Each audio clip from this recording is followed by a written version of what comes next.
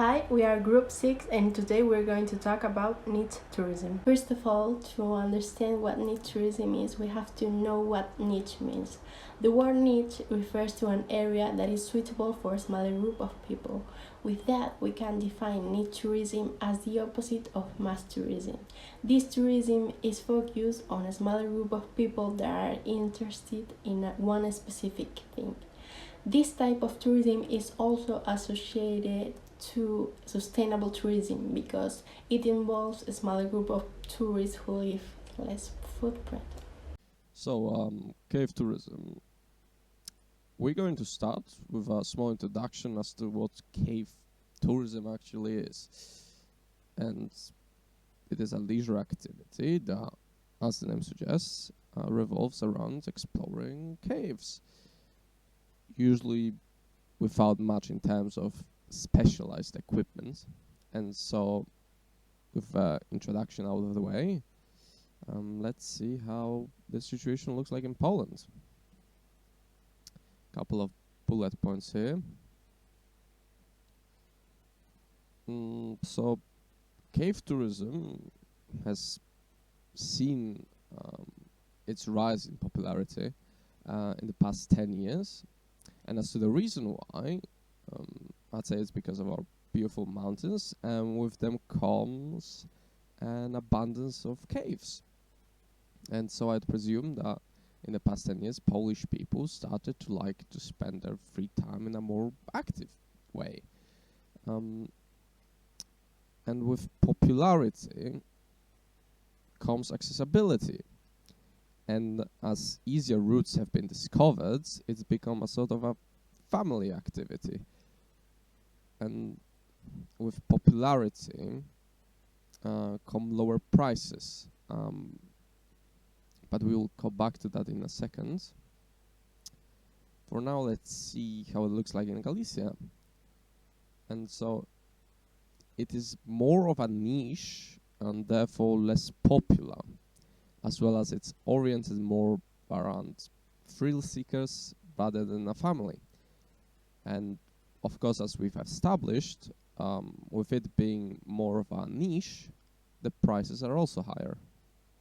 One of the types of niche tourism we chose was rural tourism. There is a type of tourism activity in which visitor experience is related to a wide range of products generally linked to the nature, activities, agriculture, rural lifestyle and culture, angling, and visited places of interest.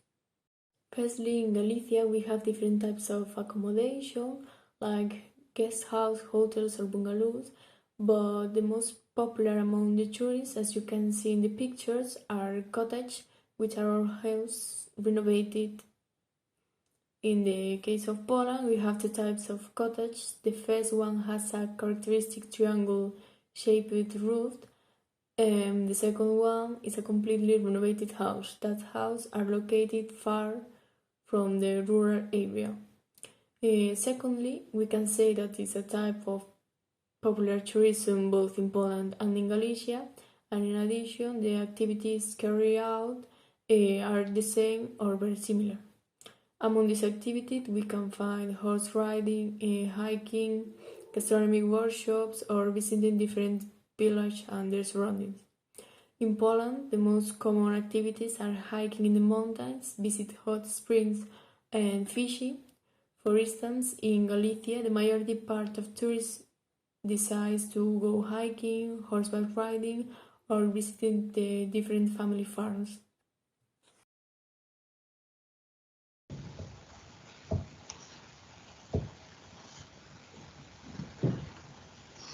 Hi, I'm going to tell you about surf tourism and other related sports such as kitesurfing, bodyboarding, or windsurfing in Spain and then in Poland. This is a phenomenon of great relevance around the world. Millions of surfers travel to various destinations in order to ride the perfect wave, improve their skills, or learn the sport.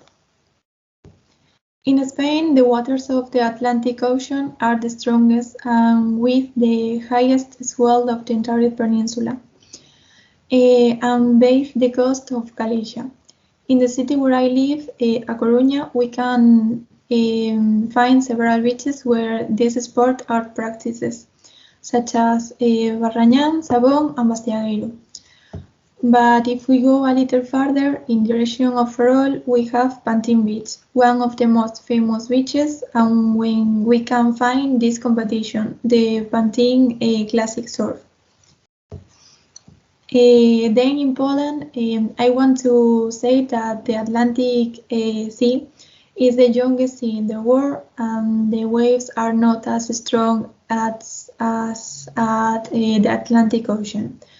However, we can see that many of its beaches carry out activities related to surfing.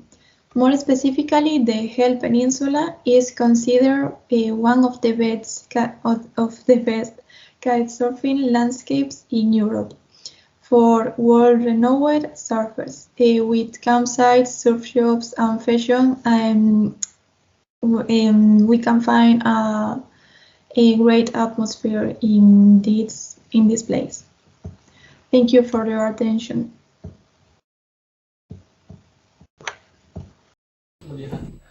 So in the end, the niche tourism such as scale tourism and volunteer tourism and activity tourism is not to play with the nature and culture of the country, and nor to see the scenery and performers, but to transfer the favorite activities such as cycling, seeking, hiking, and language learning, cooking, and volunteer service to various country and different countries as the activity stage, and get different experience and understand to know the different culture and making different friends.